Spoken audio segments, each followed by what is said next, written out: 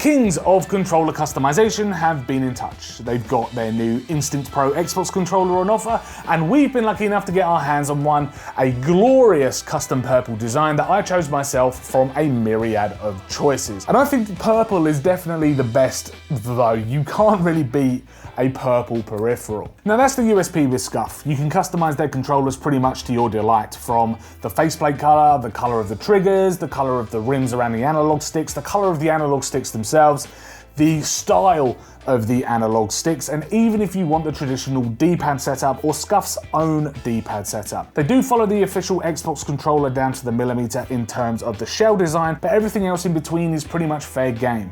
If you want domed analog sticks, they're yours. If you want to concave them, if that's more your thing, then go for it. So mine is a little closer to what you'd come to expect from the standard Xbox Series X controller, as that's something I'm used to, but I did get a very nice custom paint job, and there are a few more added extras featured on the controller itself. The first and most obvious are the flappy paddles on the rear of the controller. Now this is nothing we haven't seen before. SCUF isn't unique with this functionality, but SCUF's placement on the paddles is pretty much nigh on perfect. They sit in line with your middle finger and require very little movement to actually press each paddle. The other feature that's been massively overhauled since we last took a look at SCUF a couple of years ago, and that's the controller you can probably see just in the corner up there, and that's the fact that they've included a toggle this time round that removes the travel distance of each trigger button. If you flick the toggle left, the triggers turn into buttons akin to a mouse on a computer, almost like a mechanical switch, which is very advantageous when playing FPS games. Release the toggles to the right and they turn into triggers that suit playing racing titles. This improvement is just vastly welcome, and it beats using the included key from previous SCUF models to change that travel distance. On the bottom of the controller, you can find a 3.5mm aux input for wired headsets when playing with a console, and it also comes with Microsoft's proprietary expansion port, which works with a range of Microsoft products, like headsets, their keyboard add-on, and so on. Down the center of the controller, you can find the usual Microsoft logo power on button, view, and menu buttons, which are found on the traditional Xbox controllers, and the share button too.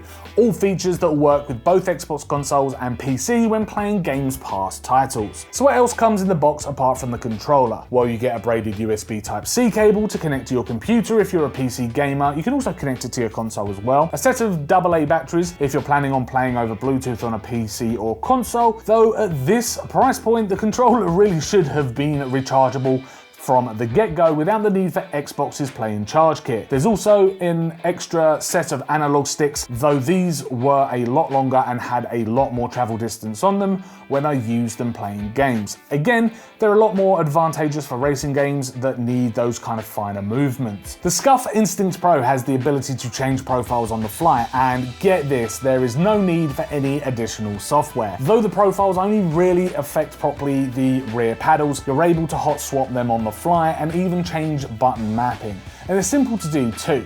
Just hold down the profile button on the rear of the controller until it starts flashing, then hold down the paddle and action you'd like to assign. So for example, if you're playing an FPS, holding the B button and a rear paddle will assign crouch and prone to that rear paddle of your choosing. There are also 3 profiles in total to choose from.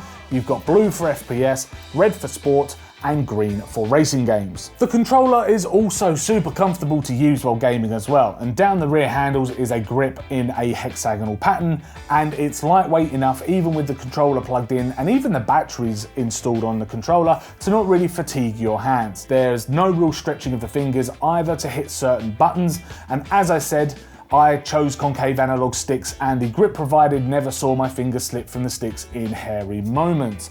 Everything was responsive, and with a cabled connection, input lag was really kept to an absolute minimum, and to be honest with you, I didn't really notice any input lag at all when playing on my PC. The SCUF Instinct Pro isn't cheap by any means, and if you want all forms of customization, you're looking at the best part of £250.